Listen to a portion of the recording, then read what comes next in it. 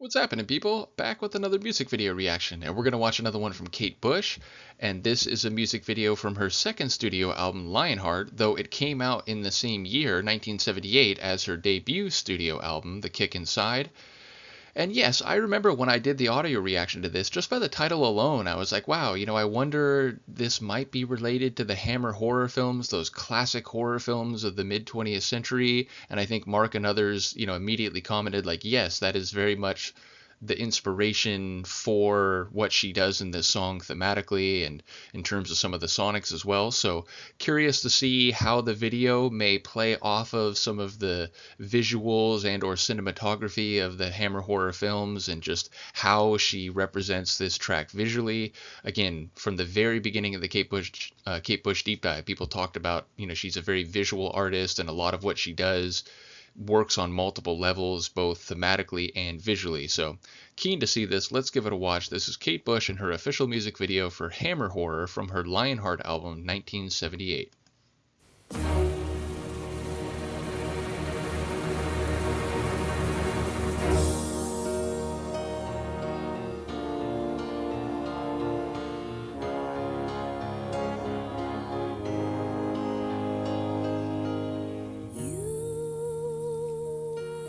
Her movements right there, they're like already very much, a bit monstrous, a bit like asymmetrical, like the way she sort of like hunched her shoulders and then, tilted one of her body, like the one of the sides of her body, sort of like a hunchback. Like it really was already giving an indication that this will play off of the monsters and the, body horror of the Hammer horror movies.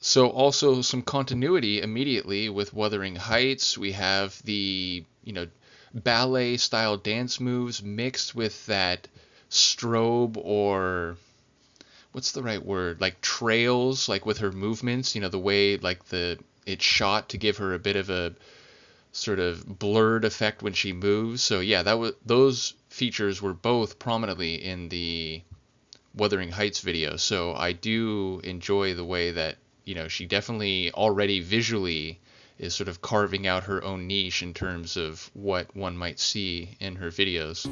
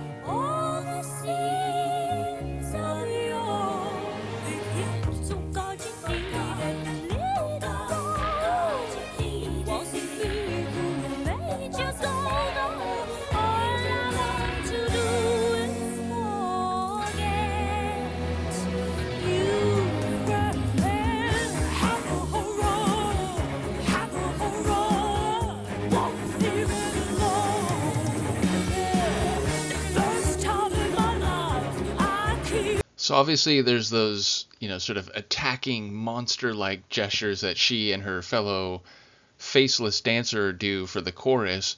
But secondarily, I do like the choreography and the eye expression. I mentioned from the very beginning of the Wuthering Heights video that's like, wow, she has like really expressive eyes when she's reading or delivering some of these lines, and it's definitely the case here too. Like she really has this intense stare that she can affect.